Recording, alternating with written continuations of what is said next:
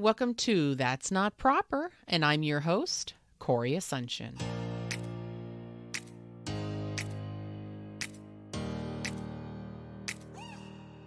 From cancer surgeon to mindset coach, my guest today, Dr. Manuela Powell, now works with mothers to not only survive, but thrive and find their true identity and authentic self. Manuela, thank you for joining me. Oh, thank you for having me. I'm so excited to chat with you. So we just, did an interview yesterday. Mm-hmm. So now we're just BFFs.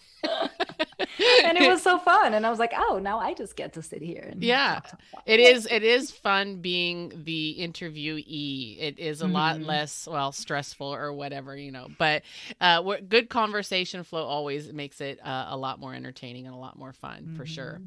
So the reason why I asked for you to come on today was, there were several reasons. And the first one that drew me in was that you were a surgeon. And so it's not something that you really hear of. Honestly, I've never heard of someone being a surgeon, a cancer surgeon, and then leaving that and becoming a mindset coach. And so let's go back a little bit to when you chose to be a breast cancer surgeon. Is it specifically breast cancer that you worked in, or was it all forms of cancer? Mm-hmm. Yeah, no, I was, for most of my career, it was breast cancer. It was definitely what I was mostly drawn to. And yeah, I know it's not a very common thing. Usually when people say I used to be a surgeon, they're like 90 and they're like, well, I can't really see anymore. Or they got their license taken away, which is not my case. Yeah. I did not take my license away. I did not screw up. But it was really a conscious choice. And so the reason I decided to be a doctor, first of all, is kind of funny because there were no doctors in my family, or there were, but like people that I didn't really have contact with. So I didn't know anything about being a doctor. And I had started business school, and I was sure that was not what I was supposed to be doing. I was like, what is happening? So I started dreaming that I was a doctor, and I dreamed for like 2 weeks. And I was like, this is what I need to do, which is very much insane. But that was the reason. And I literally dropped out of business school. And of course I called my parents like, oh, hey, I'm dropping out and I'm going to medical school. I didn't say it was because of a dream. I thought it was a dream, but Right. and because when I was a kid, I wanted to be a veterinarian because I loved animals. It had nothing to do with the medical part, I don't think. But they kind of eventually got convinced of like, hey, but you're not a good student. How are you going to pull that off? So I had to prove. So during that year when I dropped off, I had to really, kind of go back to school for a year to be able to take the test to get into medical school. And so that was fun. But it was also the right decision because I loved it. And then I don't know how I decided to be a surgeon. I think I always wanted to be a surgeon. As far, since I decided I was going to be a doctor, I decided I was going to be a surgeon because I always liked doing things with my hands. And I don't remember that decision ever.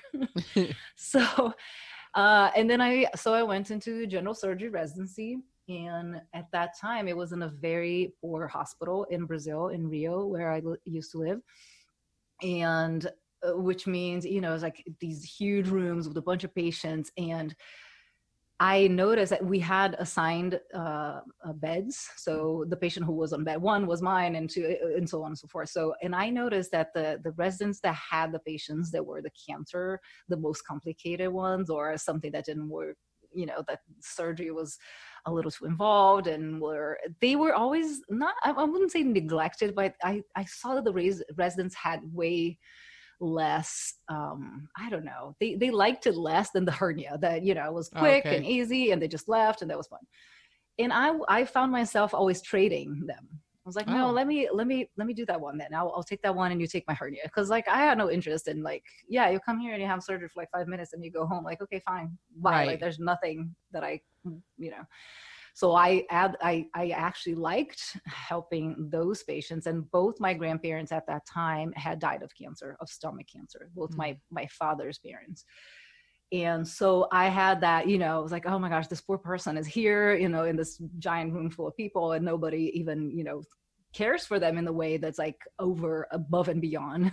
Right. So that's what I started to do.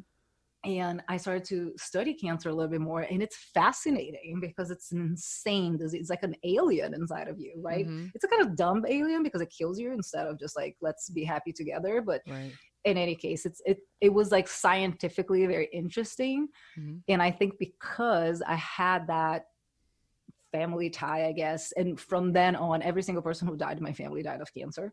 Mm. So it was, it was something that I got drawn immediately. And when I started the second part of the training, which is fellowship, which is after residency in surgical oncology, which is all the general cancer, the last year was supposed to be, you had to focus on something. Mm-hmm.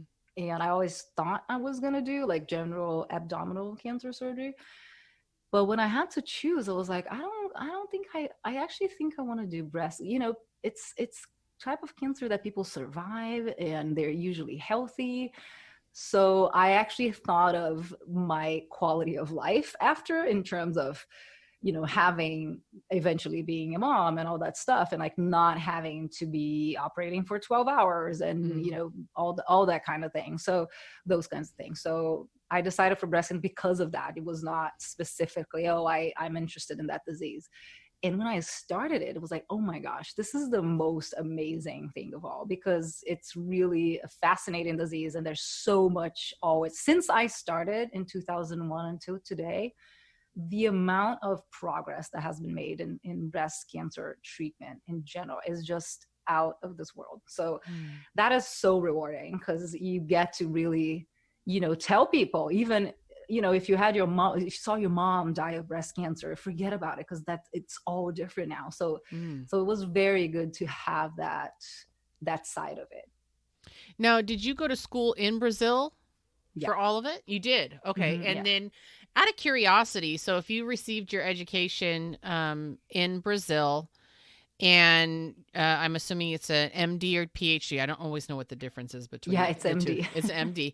Mm-hmm. When you come to the U.S., is there some other form of education you have to do, or is what you receive there considered okay? I know that sometimes with different countries, there's different Right. rules and Yeah. regulations and things So like that. in the US, and I did come to the US in 2008. And so when you're in medical school in the US, you have to do this thing called the USMLE, which is the US Medical Licensing Exam.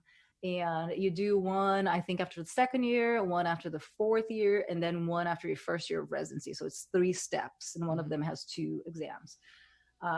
So once, to practice medicine in the US, you need all those Okay. tests. So in 2008, I came and I did all 4 of those tests in, I think, a year or a year and a half, something like that. Which meant I had to go back. The first one is all basic science, which I hadn't seen in, I don't know, 15 years. So everything was different, because, Right. molecular biology is like, oh, it's all new. I don't know any of these things. So I had to learn all these things again, which was fascinating, by the way. Mm-hmm. But so I studied all that and I got that. And then I did training again. I had been a licensed professional and an attending back in Brazil. I had my own practice for 5 years after finishing all my training, but then I decided to come. So then I did a fellowship at Sloan Kettering in New York, and then at New York Presbyterian Cornell also in New York. To complement those. So you can be a doctor here once you get the USMLE, which is all those tests. Mm-hmm. But really, to be board certified in surgery, I would have to go through residency here again, which is 5 years, and which I did the first year, by the way. Mm-hmm. But eventually I decided that I did not want to go through 4 more years of that, having been completely fully trained surgeon, and Right. I didn't see the point. Right. So how many years were you a practicing surgeon then? Total. So out of training, let's see, I never counted that. Isn't it crazy? I think about 15. Okay.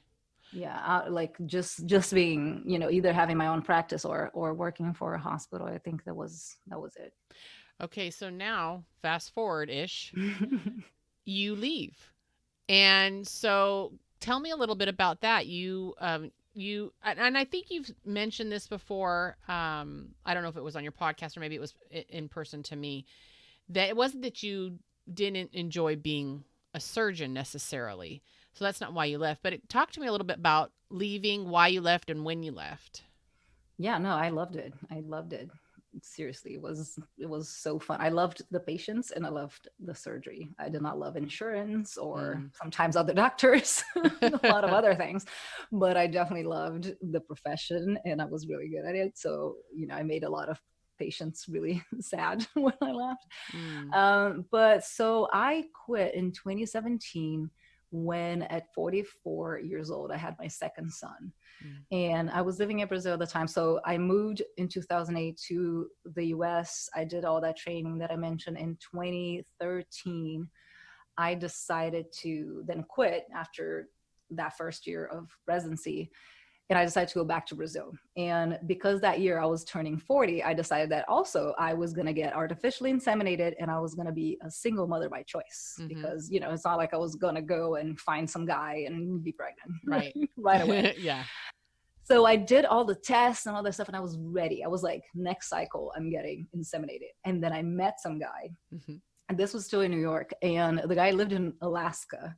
So we had this long distance relationship. Really long. New York, Alaska, really long. And I did go to Alaska a couple of times, which I very highly recommend.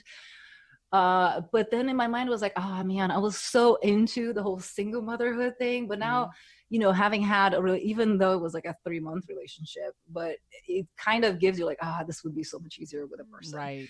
So I decided to go on a sabbatical instead of just moving right away to Brazil. I said, well, I'm going to go and like volunteer for a couple of months here and there just to be back in that mindset of being a single mom. And then I'll go back to Brazil because there's nothing really that I need to run back to. I had money saved and all that stuff. So I go to Hawaii, to the Big Island, to volunteer as a horticulture person in a retreat community in the jungle. And it was the best thing I've ever done my whole life. It was absolutely amazing. It changed everything about my life, everything. Wow. And I was supposed to be there for a month. I lived there for almost a year. And I met my husband there. Oh, So, you're kidding. Yeah. Okay, I thought you were going to tell me that it was the guy from Alaska. Okay, cool. So one was, I thank him every time for having existed. So that would make me, was the thing that made me stop and decide to go to Hawaii.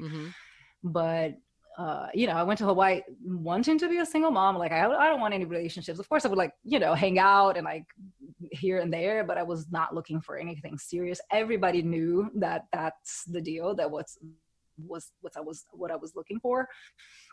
And including my husband, who, by the way, when I moved there, I was 40 and he was 28. So in the real world, I would never have even spoken to him because I was never into young guys, younger men, that was not proper, obviously. Yeah. So, but because I was living in Hawaii and everything was fine, there was no responsibility and it's everything, it was like that little bubble. And I was just discovering all these crazy things about myself. And it was just so free and amazing that I was like, I'm just going to hang out with this guy for a little bit. He's cute and all that. And he knew that I wanted, that I was going to leave. And I was like, I'm going to leave and I'm going to, get inseminated and be a mom. What was he doing in Hawaii? He also lived in New York and he's a cinematographer. So that was like the 3rd or 4th time he was there in that community. He used to spend winter there. There's a lot of snowbirds, people who would come just for the winter because production really, was not that great in New York. So the first time he went was to do a yoga teacher's training. And then he started to come back every year. Wow. Okay. So yeah. So eventually when his time came to leave after his 3 months, he said, oh, how about we go and, do this and that. It kind of like, I was like, oh, okay, I haven't thought of it, but sure. So I stayed for 1 more month after he left and then decided to come meet him here in Austin. And we did this. He invited me to go to his sister's wedding, which was in LA. And he said, oh, but we really need a car in LA. And I was like, oh, I have a car. It's in New York. And I was like, oh, let's go get your car in New York and go to LA. Why not? Sure. So we go to everybody does that. We do exactly that. And we come back to Texas after that. So it was more than 9,000 miles in 2.5 months. And after that was like, well, we should just get married at this point. Cause like, if this was all, great, and we didn't kill each other. Much the opposite. We were great together, you know. And eventually during that trip, we decided to get married because of, you know, visas and things, because it was not because we literally went to City Hall and got married. But he had said at some point, it's like, you know what, you know, I'm 29, I guess he was 20. I don't know. It was right after. He was like, you know, a lot of people have kids at 29. So, you know, if it happens, it happens. So, you know, let's just see what happens. I was like, okay. You know, and I was almost 41 at the time. So, well, 2 months later, I was pregnant. So, yes. Yeah. Amazing. And with my second, we decided to have a second kid. And literally 3 weeks later, I was pregnant. And I was 43, which was insane. I was shocked. I was like, what is this? What has happened? Well, you sound like you might be as fertile as I am. Right. Thank God I didn't start as early as you. And he had a vasectomy right after the second. I was like, okay, I'm done. I'm 44. Oh, God, yeah. The factory is closed. No more. Okay, so did you guys get married in Texas, or did you get married in Hawaii? In New York. Oh, in New York. Gosh, we're all over the country. I know. It's crazy. It was crazy because actually what happened? So we did the road trip, and that was 2014. So the World Cup was in Rio. So after the road trip, we went to Rio for part of the World Cup, which was awesome. And we wanted to stay there for like 3 months because I wanted him to see Rio and, you know, like just see where it came from and all that. And during that time in August, I got pregnant. So it was like, oh, we live here now. We're not leaving. I'm not going anywhere. Right. Because I want nannies and maids and my mom and all the things that I know, instead of going to the US and having to do this all by myself. Right. So then we went to New York. And the funny thing was that when we announced to people, like on Facebook and on emails and all that stuff, that we're going to get married, I think that was the weekend that I got pregnant. Oh, like, my goodness. Counted, I was like, it was so funny because that, you know, it was like exactly 2 weeks. Perfect timing. So I went to New York. We decided to get married in New York just because I had to go there and get all my stuff that was in storage since I had moved to Hawaii, and send everything to, but that was great that I found out I was pregnant right before so that I could buy all the baby stuff in New York and send it over. So now, how long had you guys known each other before you got married? I think it was exactly a year. Okay. All right. Yeah. Right. At one point you said something about Hawaii, 3 months, and I was like, well, no, 3 months was the time that we were in Hawaii together, which okay. was 3 months literally living together, having 3 meals a day together, like doing everything together and having crazy deep conversations, because that's the kind of place that we were. So we never had that thing of the relationship where it's just, oh, does he blah, blah, is he going to whatever. It was just like, oh, this is, you know. It was like, drama free. And these are all my secrets and my dark things, and these are all the things that I'm scared of. And this is like, you know, this was that like first month of the relationship was. Wow, that's amazing. Yeah. And so then, like, his family, was everybody cool with you marrying this guy that was 12 years younger? Right. And yeah, I was so scared to meet his mom because as it turns out, she is 12 years older than me. So we have the same difference. Oh, how funny. And I was so scared. And I met her in Hawaii, actually. She came to visit him. And I was like, oh my gosh, she's going to hate me so much. And I mean, I don't think she ever hated me. But I don't know what she thought. I never asked, but they're amazing. And I love them. And I definitely, you know, hit jackpot with the family lottery because they're really great. So I don't know. I don't know if they ever had any qualms. And I don't know. I think it was just, we were just so good together. Like, you know, that people are just like, hey, they're happy. Who cares? You know? Right. Exactly. I actually, my aunt is 11, I think it's 11 years older than her husband. And so when they got together, there was a little bit more teasing, I think, than anything when she got with him. And they met in college, if I recall correctly. She had like gone back to school. Now he was just going to school, but she had gone back to school. And, you know, there was like, you know, 2 guys like my aunt and he won or whatever. But, you know, there was funny because I think people in my case, they were just happy that I would get married eventually. They're just waiting. Like, yeah. No, and I think because of the whole single motherhood thing, I think, you know, it was just like, well, if that's something that you want to do, of course it's better if you have a partner, right? Obviously, I can't imagine people being single parents. It's just so freaking hard as it is, you know? Hard. So I don't know if that played a role, but the truth is, I think also we kind of like completely forgot that, like it's not a thing. It's only a thing when some 80s song come on and I go like, woohoo, that's amazing. It's like, who is this? I'm like, oh no. Shush, you fetus. You were in kindergarten, you don't know. That's great. That's literally the only time that we remember. So I think it was a non-issue for us. So instead of explaining it, we're just like, that's not a thing. That's great. I love that.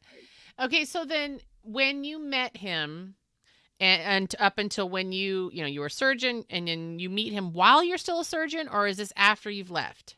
I was a surgeon, but I was in the sabbatical in Hawaii, and then we moved to Brazil, and I reopened my practice in Brazil. So we did have a little bit of me being a surgeon during that time. Yeah, but it was, I moved to Brazil right when I got pregnant, so I did work, and then I, decreased a lot. When my kid I probably did not work for like about 2 months, and then I went back kind of, slowly, and then I got pregnant with the second. So I was never working 15-hour days since I met him. It was because when I reopened my practice, I was already working part-time, which was the one advantage to reopen a practice in Brazil, which I could do whatever I wanted. I didn't have to. And that's what kind of also gave me, the idea that I was like, you know what, I really want to own my own time. I don't want to work for a hospital and have people tell me when do I have to arrive, when do I have to leave, and when do I have to work or not. So that was a part of it for sure. Then at what point did you decide to leave and become a mindset coach, and what was the process of going through that? Oh, long and painful, as expected. So we knew that we were going to come back to the US. That was always our plan. We wanted to live in Brazil for a little bit, but both of us like living here. So we wanted to come back. So when I got pregnant with my second, I was actually getting my green card. And once they say your green card is ready, you have 6 months to get in the country. So it's not like you can't decide on anything. And I had applied before I got pregnant. And so we actually moved when my youngest was 2 months old, because we literally moved. I got in the country the day before the last day that I could. Cutting it close. Super. But I was like, if something goes wrong with the pregnancy or something, like whatever, then the only thing that would happen was that I would have to send all the documents again. I'm like, what, I'm going to risk that one instead of having to leave with a newborn and to an overseas move, which was hard enough as it was. But then I had decided to leave. And so this was 2017, my last surgery. I think it was right before he was born. So it was probably like September 2017. And so we move, and of course my husband got a job right away, which was amazing. So I could, just not work for a while and kind of figure things out. And so I had applied already for my Texas license. But of course, there's a lot of requirements if you're not from this country, as you said. If you didn't do your residency and all these things here, there is a number of years that you have to have postgraduate training in the US, which I had. I had the Sloan Kettering and Cornell. But as it turns out, for some reason, the Texas Medical Board did not consider Memorial Sloan Kettering as acceptable fellowship. Really? Which is insane, because it's literally the best cancer hospital. Everybody knows about Sloan Kettering. Right? Yeah. Wow. But, so that was insane. And that was really, as you can imagine, very frustrating, because I had decided to leave cancer surgery, but I had a job lined up to do wound care, which was flexible and, working 3 days a week and all that stuff. And I had already the job off. They were just waiting for the license.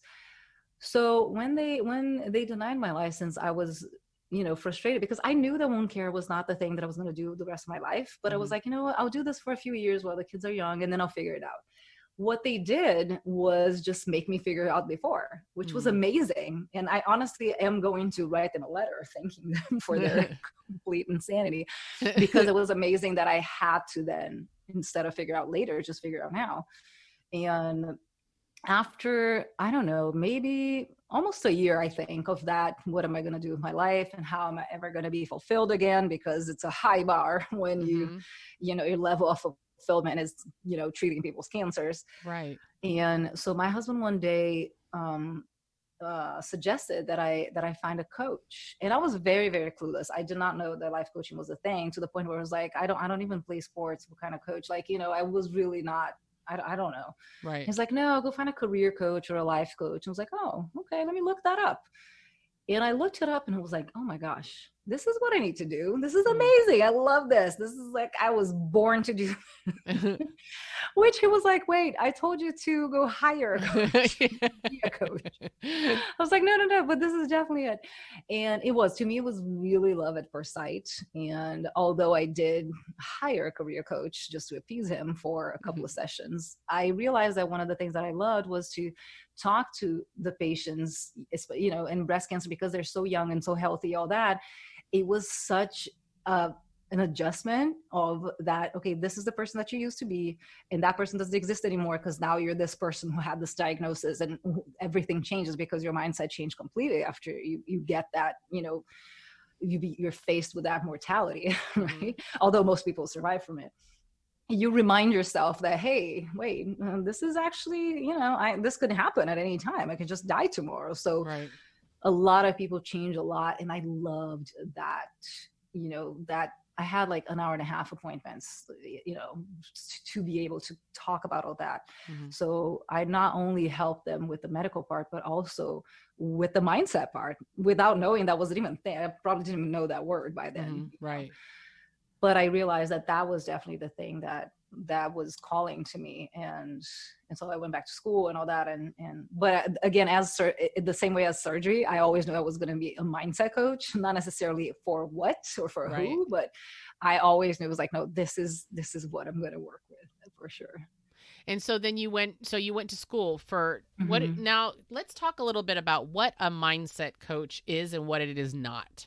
I think that, we hearing about mindset coaches and life coaches and things like that, I feel like, and maybe I'm just been out of the loop or something, but I feel like you're hearing a lot more about it than you did, say, 10 years ago. Sure. And personally, I've never seen one or gone to one.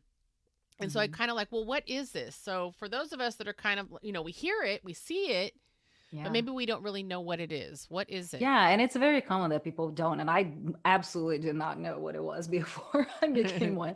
But basically, so mindset is basically all the beliefs that you have in your life, right? So you see life through a pair of glasses, just like the ones you're wearing right now. If your glasses were green, you would see everything green. If they were blue, you'd see everything blue. So your mindset is basically the glasses that you wear.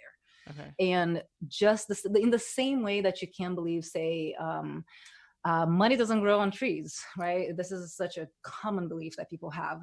So if you have that belief, money is going to come really hard for you, because what the subconscious does is to try to prove the things that you believe to be true.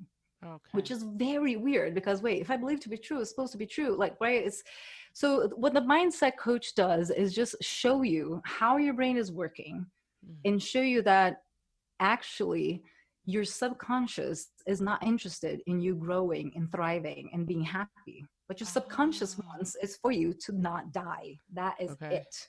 So what your brain wants you to do is for you to sit in your comfort zone with your popcorn, watching Netflix, and never, ever, ever, ever do anything that's remotely scary. Because there's for the brain, there are two modes. There's like safe mode and we're going to die mode. There is no in between. So either you are doing something that is 100% safe, say you are doing the thing that you do every day, right? Like if you say you have a corporate job that you don't like, but it's the thing that you have been doing for 20 years. Like that is the safe thing.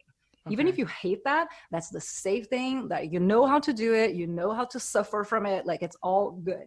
If you decide to quit that and open your own business, your subconscious will be like, we're going to die. That's what's going to happen, because we have zero evidence of that being a safe thing. Okay. Yeah.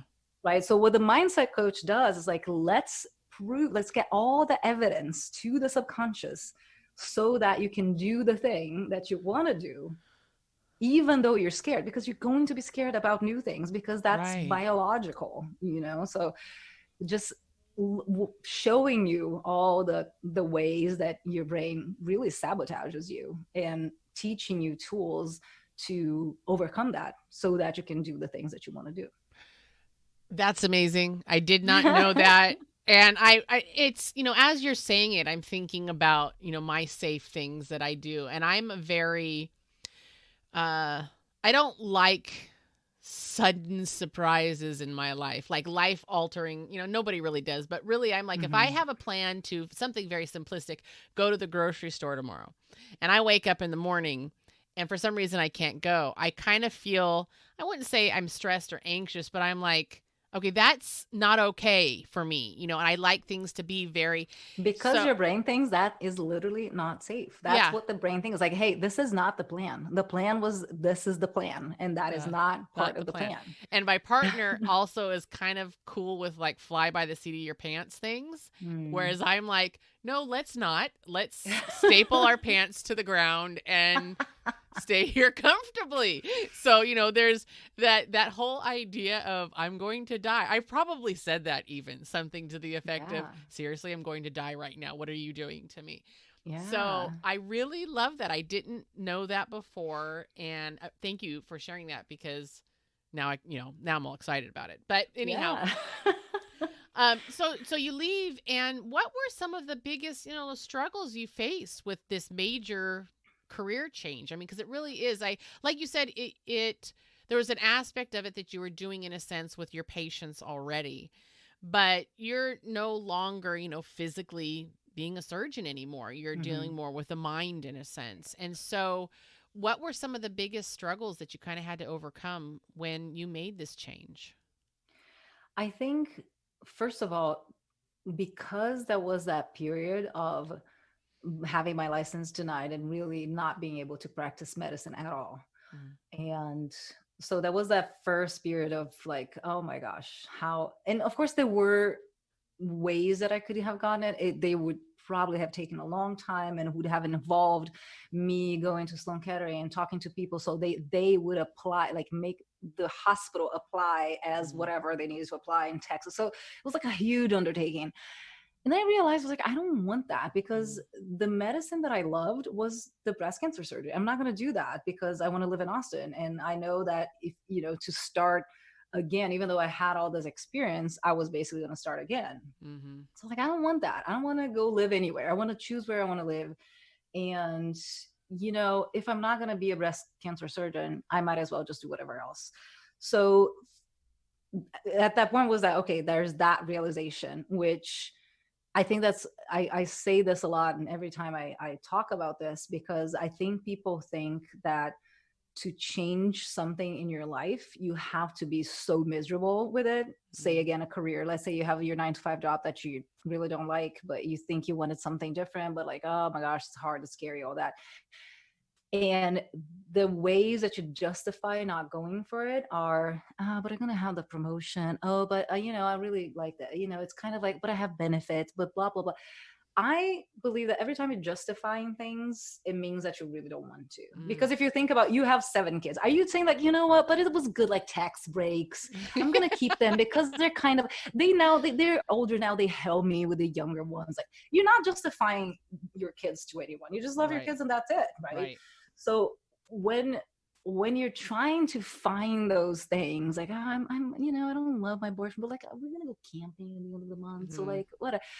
Or it's his birthday, whatever crap you tell yourself, right? It's just like, it's not horrible, but it's also not amazing. And it could be amazing.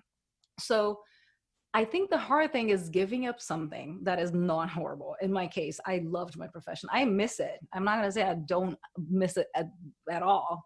I miss it. I don't miss it enough to go do it again, which is a very important distinction. But I do. I would love to just do it sometimes, go and see a couple of patients and do a couple of surgeries, just as a hobby. That would be amazing. But not enough to do it to pay all the price, because there's no like half price. Either you're going to pay the whole price or you're not going to do it. Right. So I decided that to pay the whole price, to not see my kids, to not see my husband, to not have time with my family and all that, like that was not worth for me. So I think that's a very important distinction that people need to look. Sometimes you do have to give up something that is kind of nice to look for something that's better.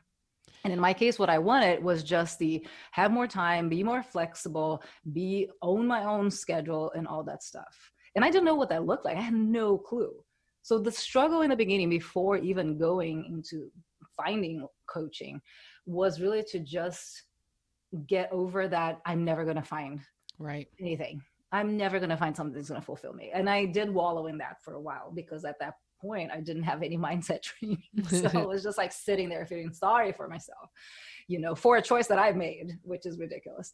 So, but it's something we do. So eventually, and then when I finally did find life coaching and I went to that, I have to say that although I know that a lot of people, because before it was this, what do you do? And I would be like, oh, I'm a cancer surgeon. Oh, wow. Right. That's the kind of stuff that I probably did that, but. And then now it's like, what do you do? I'm like, I'm a life coach. Oh, okay. Yeah. All right.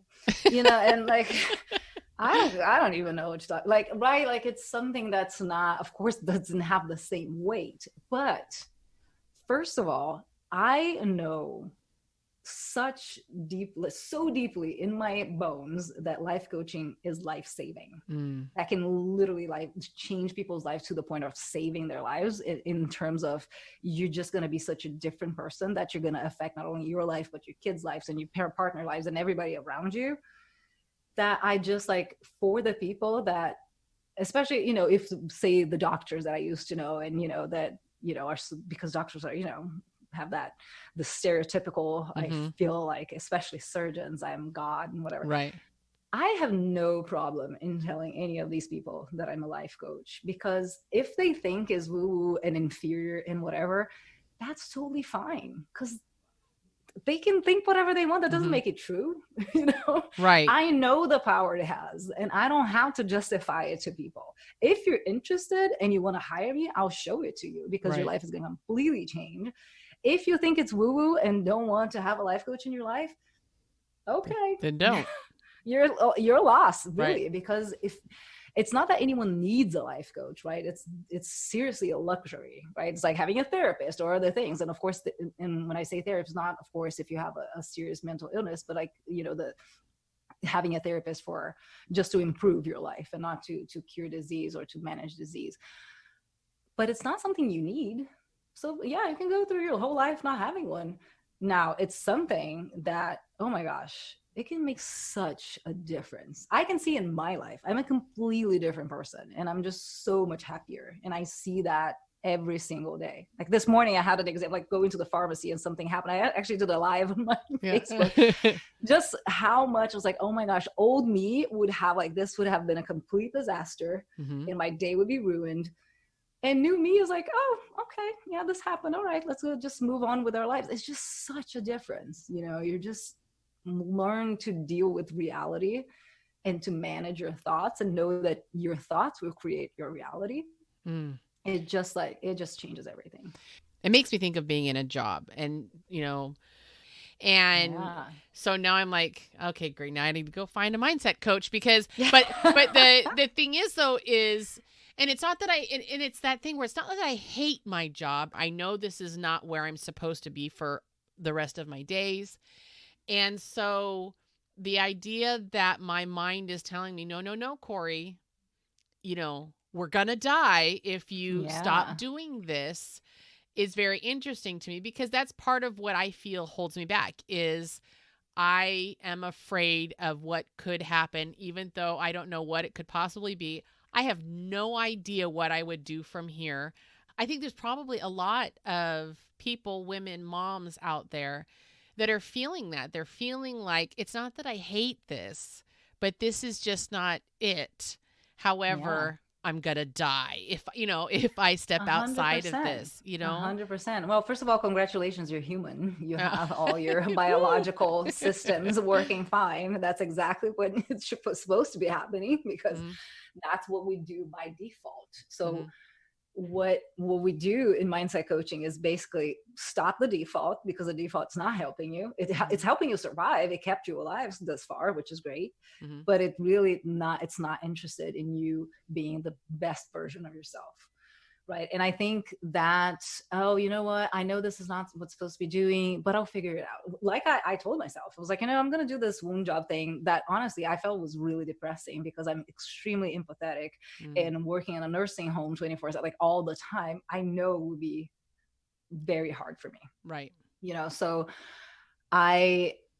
but I was like, I'm going to do this and then I'll figure out, because, my kids are small. There's always a circumstance and always a thing that we justification you were saying. Because I have this particular circumstance, I am a special snowflake that cannot do what other people have done. But the truth is, if any person ever in the history of all the people have done what, say you have a lot of kids and you want to have, let's say, open your own business instead of doing what you do now. You might say, oh, you know what? I can't, because I have all these kids and I have to feed my kids. And if I leave this job and I'm going to be evicted and my life's it's a disaster, right? Yeah, like pretty much just nailed it. There you go. Yeah. Because that's what happens that's exactly what happens to people. Like I've heard this a million times. And that's how our brain works. It creates like the worst case scenario.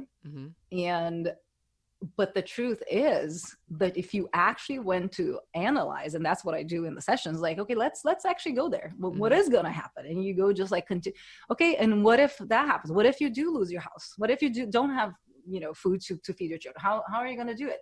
And once you start doing that exercise, you see that's like, yeah, you know what? I mean, it's I'm not going to die. Right. It's like, so sometimes the worst case scenario, actually not sometimes, 100% of times when your mind is not managed, you suffer, and this is Seneca who said, like, before Christ, right? We suffer so much more in imagination than in reality, which is so true, because our minds will create all these insane scenarios that have like very little chance of happening. So if you're going to make up some shit in your mind, why not make up, oh my gosh, I'm going to do this amazing thing, because it doesn't matter, because it's not because you think of it that's going to happen. I absolutely love that you said that, because I kind of have a joke in the house that I'm the world's greatest scenario creator. Oh, yeah. And so, yeah, it's something we do. And honestly, it seems so simplistic when you say it right here, in the sense of, here I create these scenarios, situations, conversations. I have the best conversations with nobody in my shower, about what could possibly happen. I know happen. that exactly how it is. Yeah. I'm going to say this and I'm going to do this. And, it never happens. Oh my gosh, I do that. It's amazing. I had great conversations with imaginary amazing scenario conversations that I create.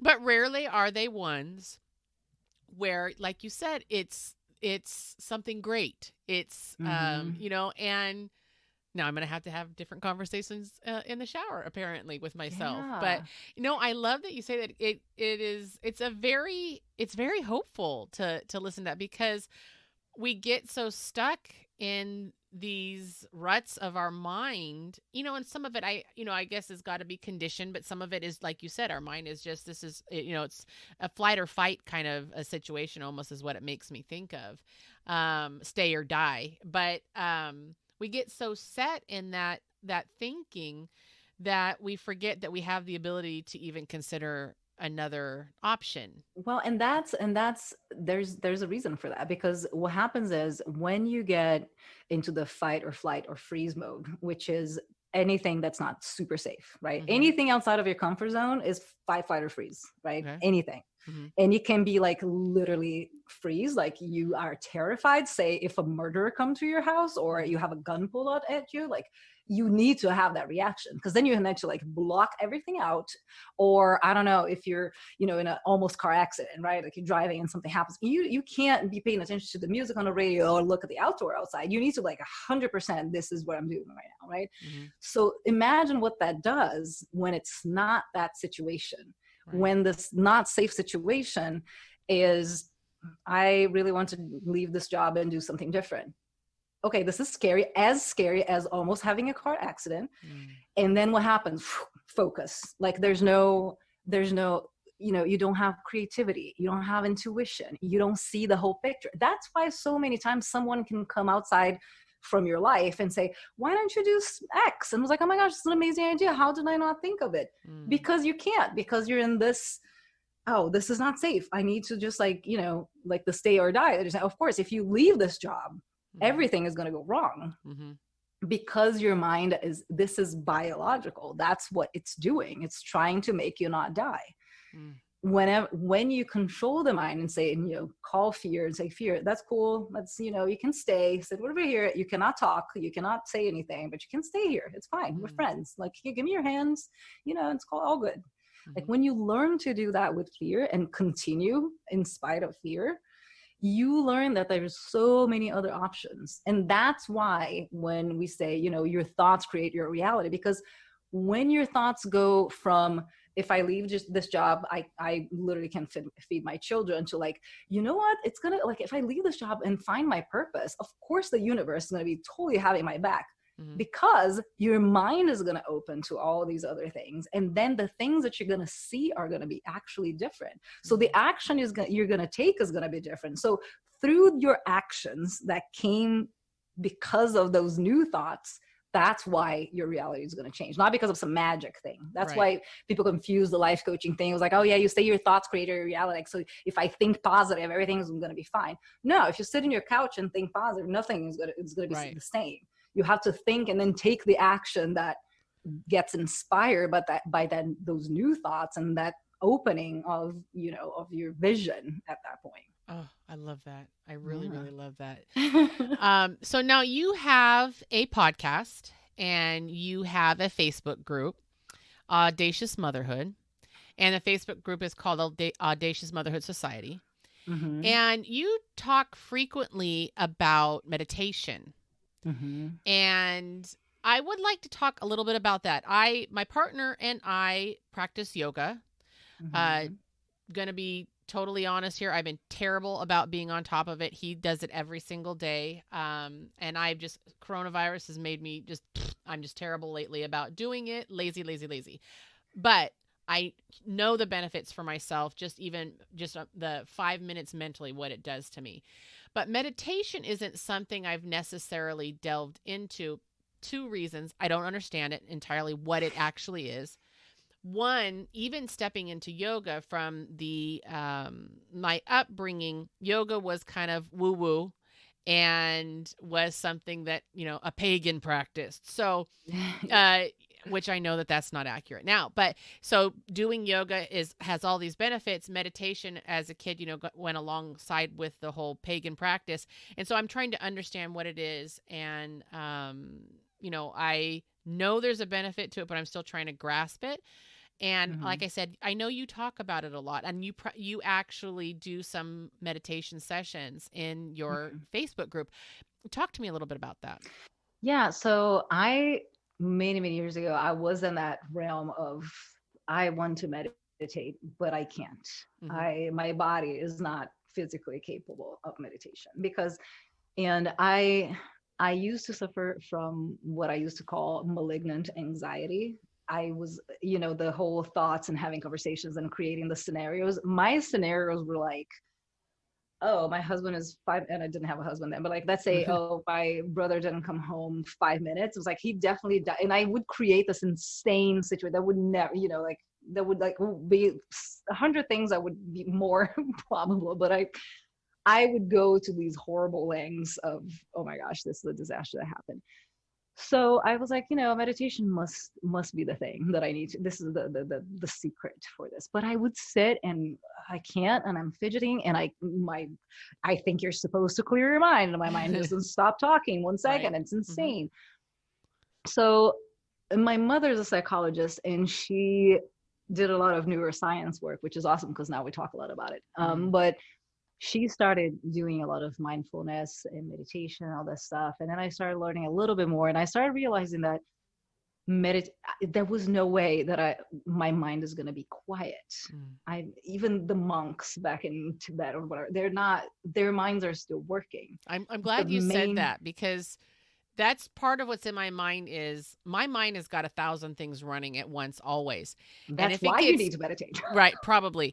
Actually, I know it, but the idea of sitting and clearing my mind, is confusing to me, because I'm like, here's the thing. I know that I'm thinking about the laundry, the dishes, the dinner, the grocery shopping, who's done what, all that. So here's the thing. So of course you're going to do that, and a friend of mine who is a meditation teacher said something that I'm always repeating this now because it's so brilliant. She said that the victory in meditation and mindfulness is noticing that your mind has wandered and bringing it back.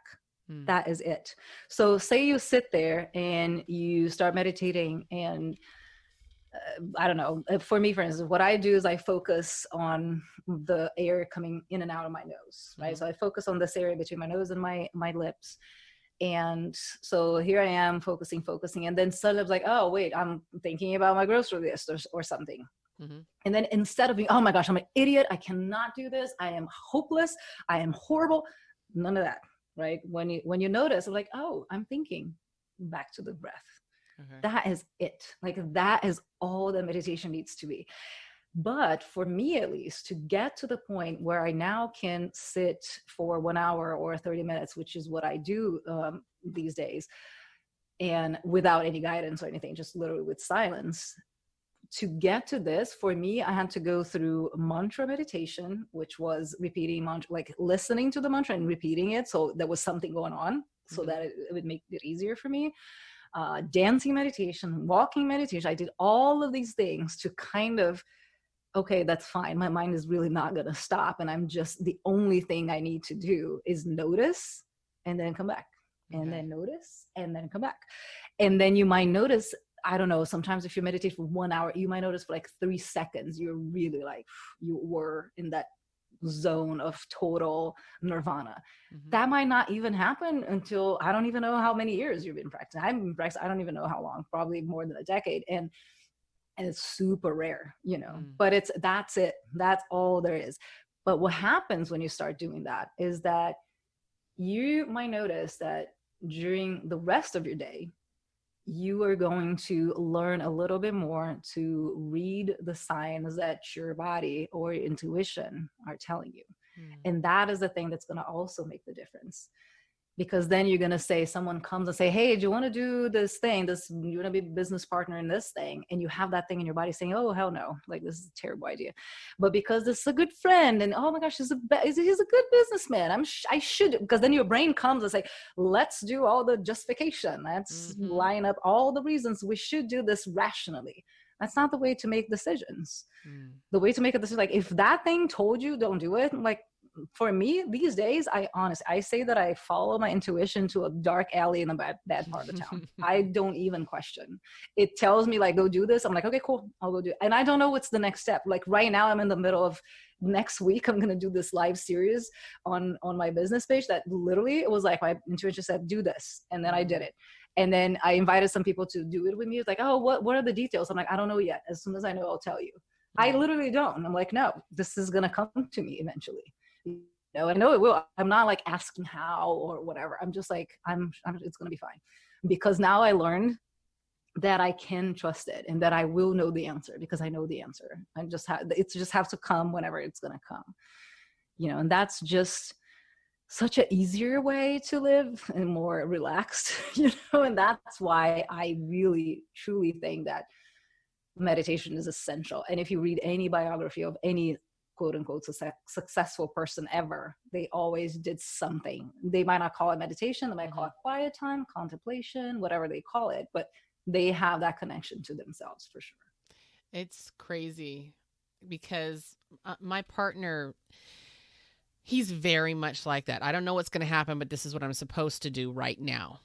And well, he's from Hawaii, so I don't know. And so, people will too, they'll look at him crazy. And sometimes I'm like, what do you mean you don't know? We're here, like there have been times where we've driven somewhere and he's like, I don't, we're supposed to go here. I don't really know what the next step is. And I'm like, you're a crackpot. What the heck? Oh, no. It's very out of my realm of understanding.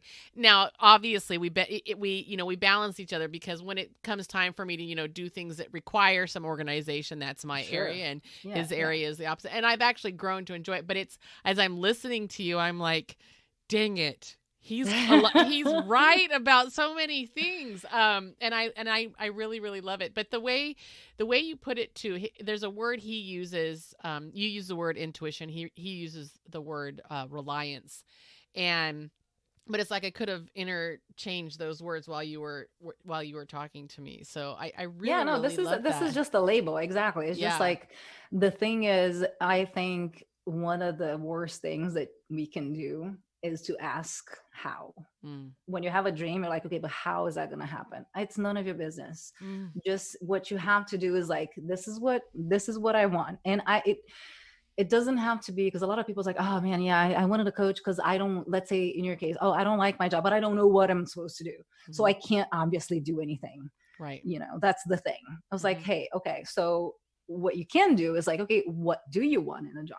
And you can say, oh, I want freedom, I want money, I want blah, blah. Then you list the thing. How do you want to feel in your job? Like, if you put yourself right now, think of yourself in 5 years, however long, and you're like, this is your dream life. Mm-hmm. How do you feel? How do you wake up? What is your job? Not what is your job, like what is the The but where do specific, yeah. you go out to do something? Do you meet a lot of people? Do you help people? Are you in the back, kind of the behind the scenes kind of person? Like, what are the feelings? Like, what are the important things that Mm. that you want in a job? And for me, when I realized, okay, I want to have freedom, I want to decide where I want to live, I want to decide when I want to work. If my kids get sick, I'm just going to cancel everything and not have to tell anyone, of course my clients, but like, not, I don't have to ask permission to anyone, Right. And all that stuff. So then I realized, okay, I need to work remotely, I need to, so these are the things. And then you start to like narrow it down. Like, if you want freedom of location, you have to work remotely, there's no other way, right? So that, like, okay, narrows it down, and I don't have to go looking for jobs that are local jobs, that done, right? So then, and if you want, so it's just like, it's one thing, but when you don't do the how, when you don't want to know all the steps, you just need to know the next tiny step, tiny one. Yeah. And as it's like a winding staircase, like you don't see the end of the staircase, but as you go up, you see more steps. Mm-hmm. And you continue going, and then more steps are going to show up. Because how many times in your life you had this amazingly laid out plan, Mm-hmm. and it did not go like Right. a plan, because life, Right. like all the times, probably, right? Like, there's Very never often. like 100% of every single step worked perfectly. Right. Never, ever, ever in the history of the world. Mm-hmm. Because that's just not how it happens. And when you say, like, for instance, that when he wants to go, oh, I just want to, go and not know how or where we're supposed to go, and you feel like, no, but I need to know all the plan. This is just your control freakness, right? Which is super common. I'm not just saying that to shame you. I know it about like, myself. I am totally, yeah. Everybody knows I'm open about the fact that I'm a little bit of a control freak. Yeah. Yeah, but the truth is, control is an illusion. You don't have control ever. Like, that does not exist. Yeah. So when you combine the I know that to you really know that to the point where just like, yeah, I don't know what the next step is, and it's fine. Because then like your partner knows, like he knows in his bones. Here rationally. He knows inside, like in his bones. And that's when you start knowing the things in your body, that's when you kind of like, yeah, I can trust this. And sometimes it's not going to work. It's not going to mean like, oh my gosh, you're going to be rainbows and unicorns your whole life. No, a lot of times you're going to fail. And then you're going to, but it's not failure as society says. It's just like, hey, I tried this experiment. This doesn't work. Let's change this and see where we go now. Cool. Yeah. It's not like, oh my gosh, it's a disaster. Everything went wrong. It's just like, okay, good. Nice to know. Let's move over here now and try this other one. Oh, I love it. This has been an amazing conversation, eye-opening, quite honestly, and honestly, really, really encouraging. I'm super encouraged today. So tell me, and tell my listeners where we can find you and your podcast and your website and all of that kind of stuff. Sure. My website is my name, manuelapowell.com. Or you can also find me at audaciousmotherhoodsociety.com. And on Facebook, I have this group for moms. You don't necessarily have to be a mom. You can't be a dude, though. You have to be identifying with a female gender to be in the group. And it's called Audacious Motherhood Society. It's so fun. If you're on Facebook, please come and join us. And the podcast is going to launch in the fall. It's going to be called Audacious Motherhood. We recorded live in the group, and Corey was a guest. So if you join the group, you can see the interview before it launches as a podcast. Yes. And You are wonderful. I really enjoy you. She's very honest, everybody. When you in your posts and things like that, there is honesty and there's rawness. And even like you shared something this morning that was a struggle. I'm not going to tell everybody because they should just go over to the page and join and then they can see. And I can appreciate that because it's relatable. And I've really, really enjoyed it. And thank you so very much for coming on today and opening my eyes to some things I would have never considered before. Yay, I love it. Thank you for having me. This is so fun. Thank you so much for listening to this week's episode of That's Not Proper. Remember to subscribe, rate, and review That's Not Proper on whichever podcast platform you are listening on. Check me out on Facebook and Instagram at That's Not Proper, and head on over to my website, that'snotproper.com. And remember to come back for next week's episode of That's Not Proper.